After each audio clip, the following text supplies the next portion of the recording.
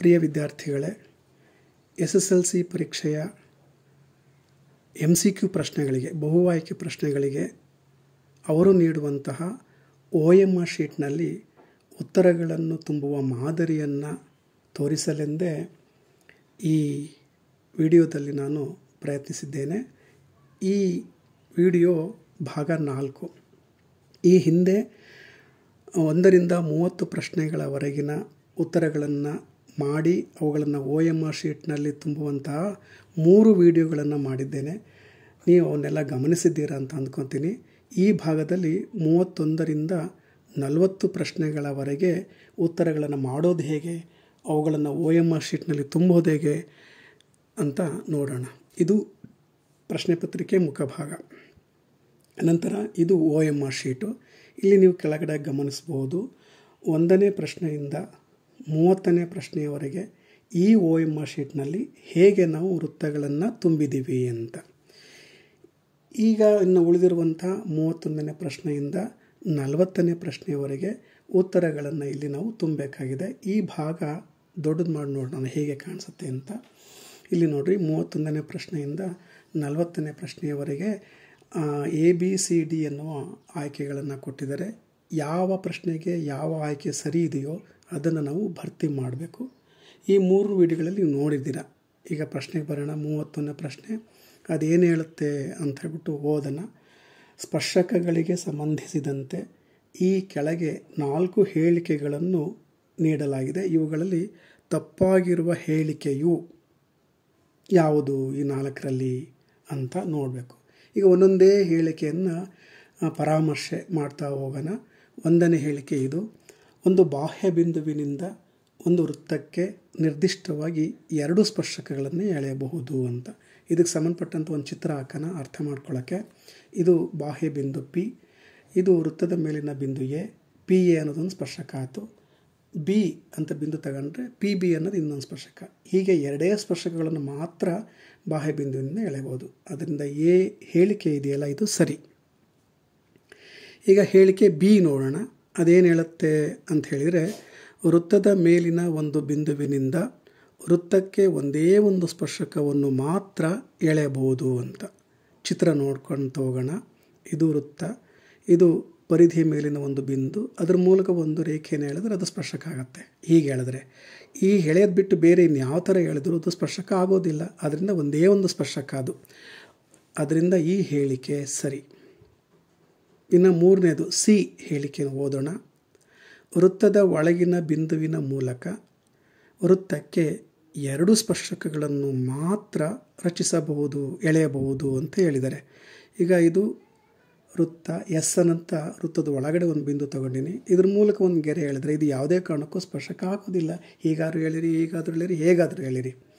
ಅದರಿಂದ ಛೇದಕ ಆಗುತ್ತೆ ವಿನಃ ಸ್ಪರ್ಶಕ ಆಗೋದೇ ಇಲ್ಲ. ಯಾವುದೂ ಸ್ಪರ್ಶಕ ಆಗೋದಿಲ್ಲ ಅಂದಮೇಲೆ ವೃತ್ತದ ಒಳಗಿನ ಬಿಂದುವಿನ ಮೂಲಕ ವೃತ್ತಕ್ಕೆ 2 ಸ್ಪರ್ಶಕಗಳನ್ನು ಮಾತ್ರ ಎಳೆಯಬಹುದು ಅನ್ನುವ ಹೇಳಿಕೆ ತಪ್ಪದು. ಇನ್ನು ಹೇಳಿಕೆ ಕೊನೆಯದು D ಹೇಳಿಕೆ. ಓದೋಣ ಅದನ್ನು. ಬಾಹ್ಯ ಬಿಂದುವಿನಿಂದ ವೃತ್ತಕ್ಕೆ ಎಳೆದ ಸ್ಪರ್ಶಕಗಳ ಉದ್ದವು ಸಮನಾಗಿರುತ್ತದೆ ಅಂತ. ಚಿತ್ರದಲ್ಲಿ ನೋಡ್ರಿ, Pನಿಂದ ವೃತ್ತಕ್ಕೆ PA ಅಂತ ಮತ್ತು PB ಅಂತ 2 ಸ್ಪರ್ಶಕಗಳನ್ನು ಮಾತ್ರ ಎಳೆಯಬಹುದು. ಅವು ಸಮನಾಗಿರ್ತವೆ ಅಂತಲೇ ಒಂದು ಪ್ರಮೇಯ ಇದೆ. ಬಾಹ್ಯ ಬಿಂದುವಿನಿಂದ ಎಳೆದ ಸ್ಪರ್ಶಕಗಳು ಸಮ. ಆದ್ದರಿಂದ D ಹೇಳಿಕೆ ಕೂಡ ಸರಿ ಇದೆ. ಹಾಗಾದರೆ ಇಷ್ಟು ಹೇಳಿಕೆಗಳಲ್ಲಿ ತಪ್ಪಾಗಿರೋದು ಯಾವುದು ಅಂದರೆ, ಚಿತ್ರ ನೋಡ್ರಿ, S ಬಿಂದು ಇದೆಯಲ್ಲ, ಇದ್ರ ಮೂಲಕ ಎಳೆಯೋ ರೇಖೆ ಸ್ಪರ್ಶಕ ಆಗಿರ್ತದೆ ಅಂತ ಹೇಳುತ್ತಲ್ಲ, ಈ ಹೇಳಿಕೆ ಇದು ತಪ್ಪು. ಆದ್ದರಿಂದ ನಮ್ಮ ಆಯ್ಕೆ C. 31ನೇ ಪ್ರಶ್ನೆಗೆ C ಆಯ್ಕೆ ಸರಿ ಇರೋದ್ರಿಂದ OMR ಶೀಟ್ನಲ್ಲಿ 31ನೇ ಪ್ರಶ್ನೆಗೆ C ವೃತ್ತವನ್ನು ಶೇಡ್ ಮಾಡಬೇಕು. ಈಗ ಮುಂದಿನ ಪ್ರಶ್ನೆ 32. O ಕೇಂದ್ರವಿರುವ ವೃತ್ತಕ್ಕೆ PA ಮತ್ತು PB ಎಂಬ 2 ಸ್ಪರ್ಶಕಗಳನ್ನು ಚಿತ್ರದಲ್ಲಿ ತೋರಿಸಿರುವಂತೆ ಎಳೆಯಲಾಗಿದೆ. PA 5 ಸೆಂಟಿಮೀಟರ್ ಮತ್ತು ಕೋನ APB = 60 ಡಿಗ್ರಿ ಆದಾಗ ABಜಾದ ಉದ್ದ ಎಷ್ಟು ಅಂತ. ಚಿತ್ರ ನೋಡ್ರಿ, ಇದು ಸರ್ಕಲ್ ಆದಮೇಲೆ PA ಅನ್ನೋದೊಂದು ಸ್ಪರ್ಶಕ, PB ಅನ್ನೋದೊಂದು ಸ್ಪರ್ಶಕ. ಇದರಲ್ಲಿ PA ಉದ್ದ 5 ಸೆಂಟಿಮೀಟರ್ ಇದೆ, APB ಕೋನ 60 ಡಿಗ್ರಿ ಇದೆ. ಇಲ್ಲಿ AB ಅನ್ನೋದನ್ನು ಕಂಡಿಡಿರಿ ಅಂತ ಹೇಳಿದ್ದಾರೆ. ಅದೊಂದು ಇದು AB ಉದ್ದ ಎಷ್ಟಿರುತ್ತದೆ ಅಂತ. ನಮಗೆ ಗೊತ್ತಿರೋ ವಿಚಾರ ಏನು ಅಂದರೆ, ಬಾಹ್ಯ ಬಿಂದುವಿನಿಂದ ವೃತ್ತಕ್ಕೆ ಎಳೆದ ಸ್ಪರ್ಶಕಗಳು ಸಮನಾಗಿರ್ತವೆ ಅಂತ ಒಂದು ಪ್ರಮೇಯ ಇದೆ. ಅಂದರೆ PA ಉದ್ದ PB ಉದ್ದಕ್ಕೆ ಸಮ ಇರುತ್ತದೆ ಅಂತ. Therefore PA = PB = 5 centimetre. ಈಗ PA 5 ಸೆಂಟಿಮೀಟ್ರ್ ಇದ್ದ ಮೇಲೆ ಅದು PBಗೆ ಸಮ ಅಂತ ಹೇಳಿದ ಮೇಲೆ PAದ ಉದ್ದ 5 ಸೆಂಟಿಮೀಟ್ರ್ ಆದಮೇಲೆ PB ಉದ್ದ ಕೂಡ 5 ಸೆಂಟಿಮೀಟ್ರು. ಈಗ PAB ಅನ್ನೋದು ತ್ರಿಭುಜ ಇದೆಯಲ್ವ, ಇದರಲ್ಲಿ ಎರಡು ಬಾಹುಗಳು ಸಮ ಆದಮೇಲೆ ಸಮದ್ವಿಬಾಹು ತ್ರಿಭುಜ, ಅವುಗಳ ಅಭಿಮುಖ ಕೋನಗಳು ಸಮ ಇರ್ತವೆ. ಇಲ್ಲಿ P ಕೋನ 60 ಡಿಗ್ರಿ ಇದೆ ಅಂದಮೇಲೆ ಇನ್ನು ಉಳಿದ ಕೋನಗಳು 120 ಡಿಗ್ರಿ ಸಮ ಇರ್ತವೆ ಅಂದಮೇಲೆ ಅರ್ಧ ಅರ್ಧ ಆಗಬೇಕು. ಅದರಿಂದ A ಕೋನ 60 ಡಿಗ್ರಿ ಬರುತ್ತೆ, B ಕೋನನೂ ಕೂಡ 60 ಡಿಗ್ರಿ ಬರುತ್ತೆ. ಈಗ ಮೂರು ಕೋನಗಳು 60 ಡಿಗ್ರಿ ಆದಮೇಲೆ A ಕೋನ B ಕೋನ 60 ಡಿಗ್ರಿ ಅಂತ ಬಂತು. ಮೂರು ಕೋನಗಳು 60 ಡಿಗ್ರಿ ಆದಮೇಲೆ ABP ಒಂದು ಸಮಬಾಹು ತ್ರಿಭುಜ ಆಗಿದೆ. ಆದ್ದರಿಂದ AP ಬಾಹು BP ಬಾಹು AB ಬಾಹುವಿಗೆ ಸಮ. ಅದರಿಂದ 5 ಸೆಂಟಿಮೀಟ್ರು. ಅದರಿಂದ AB 5 ಸೆಂಟಿಮೀಟ್ರು ಅಂತ ಉತ್ತರ ಬಂತು. ಇದು C ಆಯ್ಕೆ ಆಗಿದೆ. ಅದರಿಂದ 32ನೇ ಪ್ರಶ್ನೆಗೆ ಆಯ್ಕೆ C ಸರಿ. OMR ಶೀಟ್ನಲ್ಲಿ 32ನೇ ಸಾಲಲ್ಲಿ C ವೃತ್ತವನ್ನು ಶೇಡ್ ಮಾಡಿದ್ವಿ. 33ನೇ ಪ್ರಶ್ನೆ ಈಗ ಓದೋಣ. ಒಂದು ವೃತ್ತದಲ್ಲಿ ಎರಡು ತ್ರಿಜ್ಯಗಳ ನಡುವಿನ ಕೋನ 130 ಡಿಗ್ರಿ. ತ್ರಿಜ್ಯಗಳ ಅಂತ್ಯ ಬಿಂದುಗಳಿಂದ ಎಳೆದ ಎರಡೂ ಸ್ಪರ್ಶಕಗಳ ನಡುವಿನ ಕೋನ ಎಷ್ಟಿರುತ್ತದೆ ಅಂತ. ಅದಕ್ಕೋಸ್ಕರ ಒಂದು ಚಿತ್ರ ಹಾಕಿ ನಾವು ವಿಮರ್ಶೆ ಮಾಡ್ತಾ ಹೋಗೋಣ. ಇದು O ಕೇಂದ್ರವುಳ್ಳ ವೃತ್ತ. ಇದರಲ್ಲಿ OA ಅನ್ನೋದು ಒಂದು ತ್ರಿಜ್ಯ, OB ಅನ್ನೋದು ಒಂದು ತ್ರಿಜ್ಯ.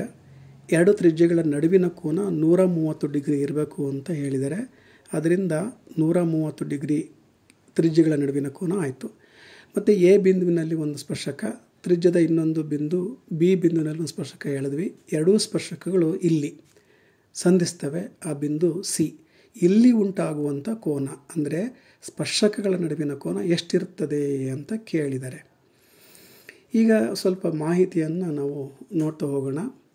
ಏನು ಮಾಹಿತಿ ಅದು ಅಂತ ಹೇಳಿದ್ರೆ, ಸ್ಪರ್ಶಕ ಬಿನಲ್ಲಿ OB ಅನ್ನೋದು ಸಂಧಿಸೋದ್ರಿಂದ ಅದು ಲಂಬಕೋನ ಆಗಿರ್ತದೆ. ಅದೇ ಥರ ಈ ಸ್ಪರ್ಶಕ OB ತ್ರಿಜ್ಯಕ್ಕೆ ಲಂಬವಾಗಿರ್ತದೆ. ಚತುರ್ಭುಜ AOBC ಇದಲ್ಲಿ ನೋಡ್ರಿ, AOBC ಇದಲ್ಲಿ A ಕೋನ B ಕೋನ 90 ಡಿಗ್ರಿ ಅಂತ ನಾವು ಹೇಳಿದ್ವಿ. ಕಾರಣನೂ ಹೇಳಿದ್ವಿ. ಏನು ಅಂದರೆ ಪ್ರಮೇಯ ಇದೆ, ಸ್ಪರ್ಶಕವು ತ್ರಿಜ್ಯಕ್ಕೆ ಲಂಬ ಅಂತ. ಅಂದರೆ ಸ್ಪರ್ಶಕವು AO ತ್ರಿಜ್ಯಕ್ಕೆ ಲಂಬ ಅಂತ. ಈಗ ನಾಲ್ಕು ಕೋನಗಳನ್ನು ಕೂಡಿದರೆ 360 ಡಿಗ್ರಿ ಬರಬೇಕು. A ಕೋನ B ಕೋನ C ಕೋನ O ಕೋನ.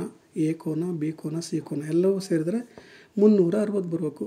ಅದರಲ್ಲಿ A ಕೋನ B ಕೋನ ಗೊತ್ತಿದೆ, ಬರೆಯೋಣ. 90 + 90 ಪ್ಲಸ್ C ಪ್ಲಸ್ ಕೋನ O 360 ಡಿಗ್ರಿ ಆಗುತ್ತೆ. ಆದ್ದರಿಂದ C ಕೋನ ಪ್ಲಸ್ O ಕೋನ 360 - 180. ಈಗ C ಕೋನ ಅಂದರೆ ಸ್ಪರ್ಶಕಗಳ ನಡುವಿನ ಕೋನ, O ಕೋನ ಅಂದರೆ ತ್ರಿಜ್ಯಗಳ ನಡುವಿನ ಕೋನ. ದೇರ್ಫೋರ್ C ಕೋನ ಪ್ಲಸ್ O ಕೋನ 180 ಡಿಗ್ರಿ. ಅಂದರೆ ಸ್ಪರ್ಶಕಗಳ ನಡುವಿನ ಕೋನ ಪ್ಲಸ್ ತ್ರಿಜ್ಯಗಳ ನಡುವಿನ ಕೋನ 180 ಡಿಗ್ರಿ ಅಂತ ಬಂತು. ತಗೊಳ್ಳೋಣ ಅದನ್ನು. ಸ್ಪರ್ಶಕಗಳ ನಡುವಿನ ಕೋನ ಪ್ಲಸ್ ತ್ರಿಜ್ಯಗಳ ನಡುವಿನ ಕೋನ 180 ಡಿಗ್ರಿ. ಅದರಲ್ಲಿ ಕೇಳಿರೋದು ಯಾವುದು ಅಂದರೆ ಸ್ಪರ್ಶಕಗಳ ನಡುವಿನ ಕೋನ ಕೇಳಿದರೆ. ದೇರ್ಫೋರ್ ಸ್ಪರ್ಶಕಗಳ ನಡುವಿನ ಕೋನ 180 ಮೈನಸ್ ತ್ರಿಜ್ಯಗಳ ನಡುವಿನ ಕೋನ ಆಯಿತು. ಸ್ಪರ್ಶಕಗಳ ನಡುವಿನ ಕೋನ 180ರಲ್ಲಿ 130 ಕಳೀಬೇಕು. ಆದ್ದರಿಂದ ಸ್ಪರ್ಶಕಗಳ ನಡುವಿನ ಕೋನ 50 ಡಿಗ್ರಿ ಬಂತು. 50 ಡಿಗ್ರಿ ಅನ್ನೋದು C ಕೋನ. ಚಿತ್ರದಲ್ಲಿ C ಕೋನ 50 ಡಿಗ್ರಿ ಬಂತು. C ಕೋನ ಅಂದರೆ ಅದು ಆಯ್ಕೆಯಲ್ಲಿ ಡಿನಲ್ಲಿದೆ 50 ಡಿಗ್ರಿ. ಆದ್ದರಿಂದ ಈ ಪ್ರಶ್ನೆಗೆ ಡಿ ಆಯ್ಕೆ ಸರಿ ಇದೆ. 33ನೇ ಪ್ರಶ್ನೆಗೆ ಹೋಗಬೇಕು. ಡಿ ವೃತ್ತವನ್ನು ಶೇಡ್ ಮಾಡಬೇಕು. ನೆಕ್ಸ್ಟು 34ನೇ ಪ್ರಶ್ನೆಗೆ ಬಂದಿದ್ದೇವೆ. ಪ್ರಶ್ನೆ ದೊಡ್ಡದಾಗಿದೆ, ನಿಧಾನಕ್ಕೆ ಓದ್ಕೋಬೇಕು. ಒಬ್ಬ ವಿದ್ಯಾರ್ಥಿಯು AB 5 centimetre, B C is equal to 6.5 centimetre ಮತ್ತು A C is equal to 7 centimetre ಇರುವಂತೆ ತ್ರಿಭುಜ ಎ ಬಿ ಸಿಯನ್ನು ರಚಿಸುತ್ತಾನೆ. ನಂತರ ಈ ತ್ರಿಭುಜದ ಪ್ರತಿಯೊಂದು ಬಾಹುವು ತ್ರಿಭುಜ ಎ ಡಿಯ ಅನುರೂಪ ಬಾಹುಗಳ 7/5 ತ್ರಿಭುಜ ಎ ಬಿ ಸಿಗೆ ಸಮರೂಪಿಯಾದ ತ್ರಿಭುಜ ಎ ಡಿಯನ್ನು ರಚಿಸುತ್ತಾನೆ. ಹಾಗಾದರೆ ತ್ರಿಭುಜ ಎ ಡಿಯ ಬಾಹುಗಳಾದ ಎ ಇ ಮತ್ತು ಎ ಡಿಗಳನ್ನು ಲೆಕ್ಕಾಚಾರ ವಿಧಾನದಿಂದ ಕಂಡುಹಿಡಿದಾಗ ದೊರಕುವ ಉದ್ದಗಳು ಕ್ರಮವಾಗಿ ಅಂತೇಳಿ ಇಲ್ಲಿ ಎ ಬಿ ಸಿ ಡಿ ಅಂತ 4 ಚಾಯ್ಸ್ಗಳಲ್ಲಿ ಉತ್ತರಗಳನ್ನು ಕೊಟ್ಟಿದ್ದಾರೆ. ಈಗ ನಾವು ಚಿತ್ರ ನೋಡೋಣ. ಇದರಲ್ಲಿ ಎ ಬಿ ಸಿ ಅನ್ನೋದು ಒಂದು ಮೂಲ ತ್ರಿಭುಜ. ಇದರಲ್ಲಿ ಅಳತೆ ಎ ಬಿ 5 ಇದೆ, ಬಿ ಸಿ 6.5 ಇದೆ, ಎ ಸಿ 7 ಇದೆ. ಇದು ಎ ಬಿ ಸಿ ತ್ರಿಭುಜ. ಇದಕ್ಕೆ ಅನುರೂಪ ಬಾಹುಗಳ ಅನುಪಾತ 7/5 ಇರುವಂತೆ ಎ ಡಿ ಇ ಎಂಬ ಇನ್ನೊಂದು ತ್ರಿಭುಜವನ್ನು ರಚಿಸಿದ್ದಾರೆ. ಇದು ಸಮರೂಪಿ ತ್ರಿಭುಜ ಆಗಿರುತ್ತದೆ. ಸಮರೂಪಿ ತ್ರಿಭುಜ ಅಂದ ತಕ್ಷಣ ನಾವು ಬರೆಯೋಣ ಎ ಬಿ ಸಿ ತ್ರಿಭುಜ ಸಮರೂಪಿ ತ್ರಿಭುಜ ಎ ಡಿ ಇ. ತ್ರಿಭುಜಗಳು ಸಮರೂಪಿಯಾದರೆ ಬಾಹುಗಳ ಅನುಪಾತ ಕೂಡ ಸಮ ಇರುತ್ತೆ ಅಂತ ಗೊತ್ತಲ್ವಾ. ಆದ್ದರಿಂದ A B by A E ನ ಅನುಪಾತ ಎಷ್ಟಿದೆ ಅಂದರೆ 5/7 ಇದೆ. ಅವ್ರು ಕೊಟ್ಟಿದ್ದಾರೆ. ಎ ಬಿ ಬೈ ಎ ನಲ್ಲಿ ಎ ಬಿ ಬೆಲೆ ಗೊತ್ತಿದೆ. ಚಿತ್ರದಲ್ಲಿ 5 ಸೆಂಟಿಮೀಟ್ರು ಅಂತಿದೆ. 5 ಹಾಕೋಣ, ಹೊರೆ ಗುಣಾಕಾರ ಮಾಡೋಣ. ಹೊರೆ ಗುಣಾಕಾರ ಮಾಡಿದರೆ 5 A E is equal to 7 into 5 ಆಯಿತು. 5 A E is equal to 35 ಆಯಿತು. A E is equal to 35/5. Therefore A E is equal to 7. ಅದೇ ಥರ ಇನ್ನೊಂದು ಬಾಹುಗಳನ್ನು ತಗೊಳ್ಳೋಣ ಅನುಪಾತನ. ಅದು A C by A D is equal to 5/7. 5/7 ಅಂತ ಅವ್ರು ಕೊಟ್ಟಿದ್ದಾರೆ. ಈಗ ಎ ಸಿನ ಬೆಲೆನೂ ಕೂಡ ಚಿತ್ರದಲ್ಲಿ ಕಾಣಿಸುತ್ತೆ 7 centimetre. Therefore 7/8 A D is equal to 5/7. ಓರೆ ಗುಣಾಕಾರ ಮಾಡಿದರೆ 5 A D is equal to 7 into 7. 5 A D is equal to 49. A D is equal to 49/5. ಅದರಿಂದ ಎ ಡಿನ ಬೆಲೆ 9.8. ಅದರಿಂದ ಎ ಇ ಮತ್ತು ಎ ಡಿಗಳ ಕ್ರಮಗಳು ಉದ್ದಗಳು ಕ್ರಮವಾಗಿ 7 ಮತ್ತು 9.8. ಈ ಉತ್ತರ ಎನಲ್ಲಿದೆ ನೋಡ್ರಿ. ಆದ್ದರಿಂದ 34ನೇ ಪ್ರಶ್ನೆಗೆ ಎ ಸರಿ ಉತ್ತರ. ಒ ಎಮ್ ಆರ್ ಶೀಟ್ನಲ್ಲಿ ಎ ಉತ್ತರವನ್ನು ಶೇಡ್ ಮಾಡಿದ್ವಿ. ಮುಂದಿನ ಪ್ರಶ್ನೆಗೆ ಹೋಗ್ತಾ ಇದ್ದೇವೆ. 35ನೇ ಪ್ರಶ್ನೆ ಅದು ಓದೋಣ. ಓ ಕೇಂದ್ರವುಳ್ಳ ವೃತ್ತಕ್ಕೆ ಬಾಹ್ಯ ಬಿಂದು ಎ ನಿಂದ ಎ ಬಿ ಸ್ಪರ್ಶಕವನ್ನು ಎಳೆಯಲಾಗಿದೆ. A O is equal to 25 centimetre ಮತ್ತು A B is equal to 24 centimetre ಆದಾಗ ವೃತ್ತದ ತ್ರಿಜ್ಯದ ಉದ್ದವು ಎಷ್ಟಿರುತ್ತದೆ ಅಂತ ಚಿತ್ರ ನೋಡೋಣ. ಇದರಲ್ಲಿ ಓ ಕೇಂದ್ರ ಎ ನಿಂದ ಎ ಬಿ ಸ್ಪರ್ಶಕವನ್ನು ಎಳೆದಿದ್ದಾರೆ. ಅದು 24 ಸೆಂಟಿಮೀಟರ್ ಇದೆ. ಅದೇ ಥರ ಎ ಒ ಸೇರಿಸಿದರೆ 25 ಸೆಂಟಿಮೀಟರ್ ಇದೆ. ಬಿ ಒ ಎಷ್ಟು ಅಂತ ಕೇಳಿದ್ದಾರೆ. ಚಿತ್ರದಲ್ಲಿ ಬಿ ಒ ಅನ್ನೋದೇನು ಅಂದರೆ ಅದು ತ್ರಿಜ್ಯದ ಉದ್ದ ಕೇಳಿದ್ದಾರೆ. ಕೋನ A B O is equal to 90 degree ಇರುತ್ತೆ ಅಂತ ಗೊತ್ತು. ಅದು ಪ್ರಮೇಯ ಇದೆ, ಸ್ಪರ್ಶಕ ಲಂಬ ತ್ರಿಜ್ಯ ಅಂತ.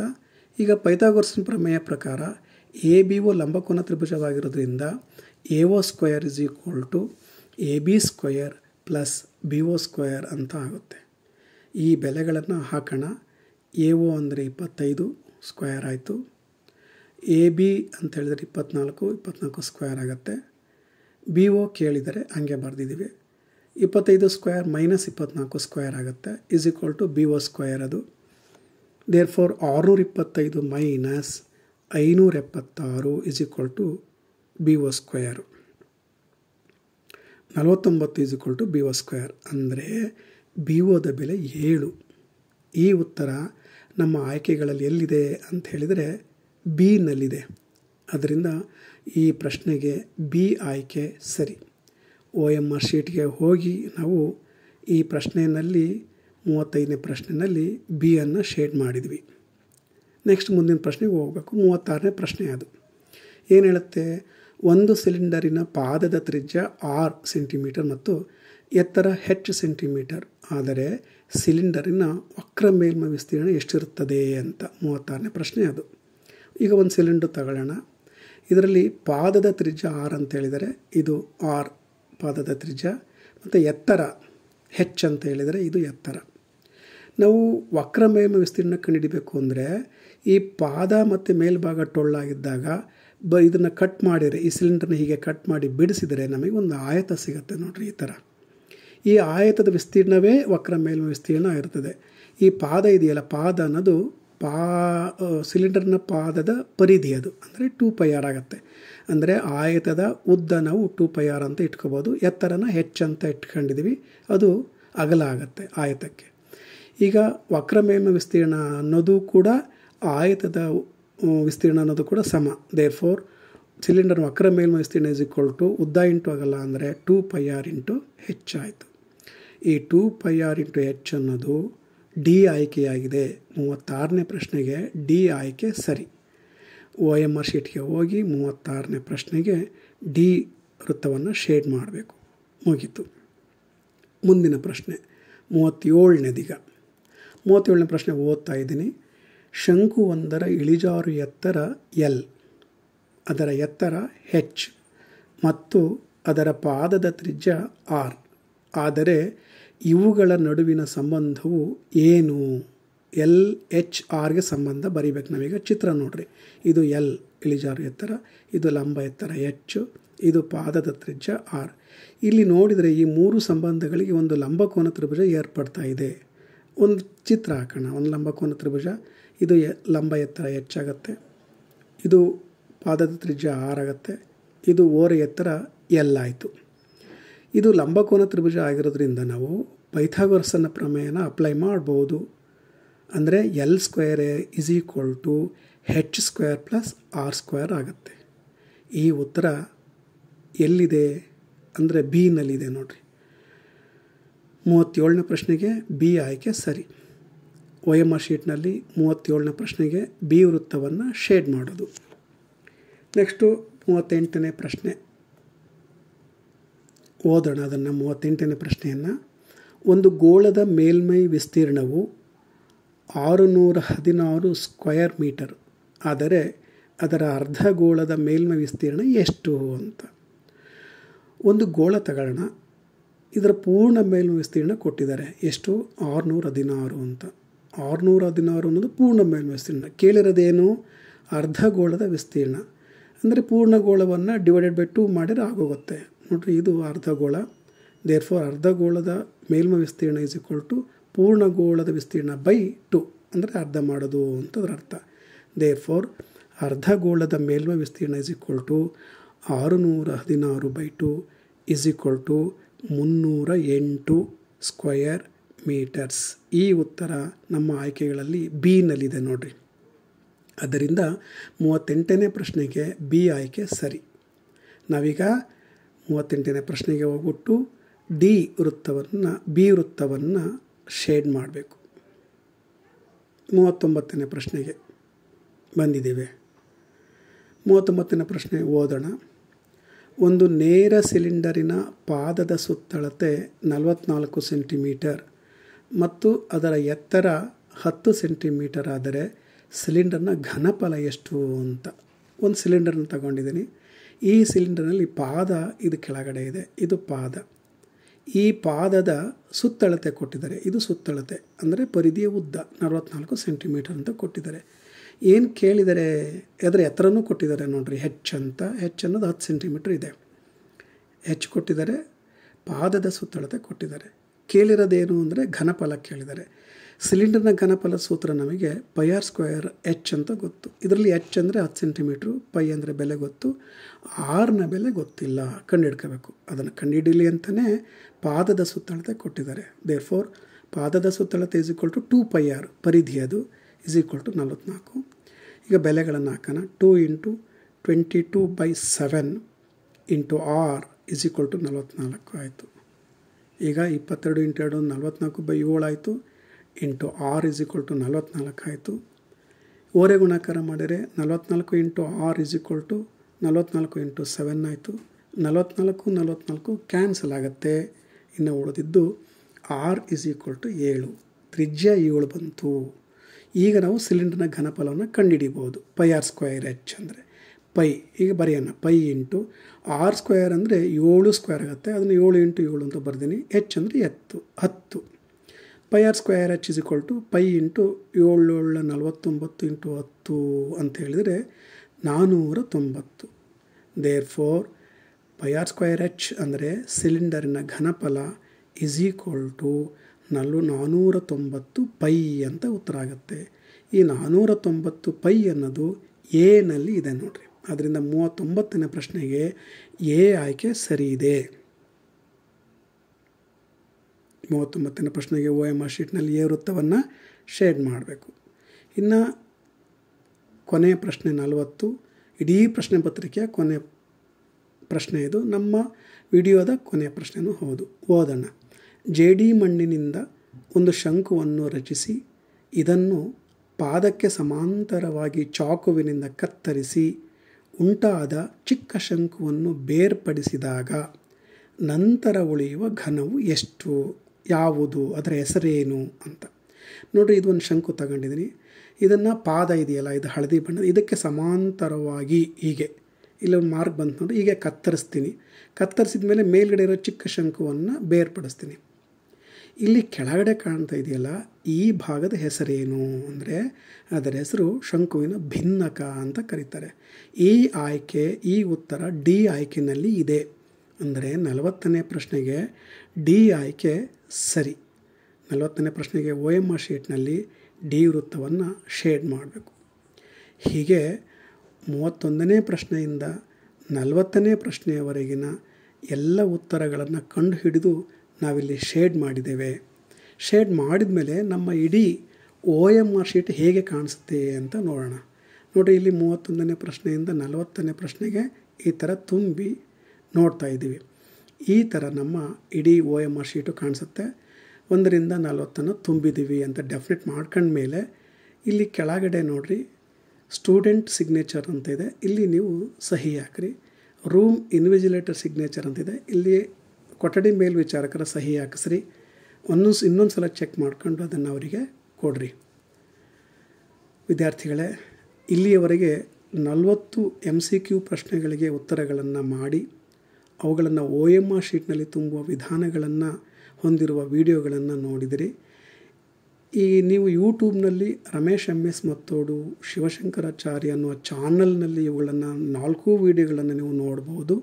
ಚಾನಲನ್ನು ನೋಡಿ ಸಬ್ಸ್ಕ್ರೈಬ್ ಮಾಡ್ಕೊಳ್ಳಿ. ಪದೇ ಪದೇ ನೋಡಿ ಮಂದಟ್ಟು ಮಾಡ್ಕೊಳ್ಳಿ.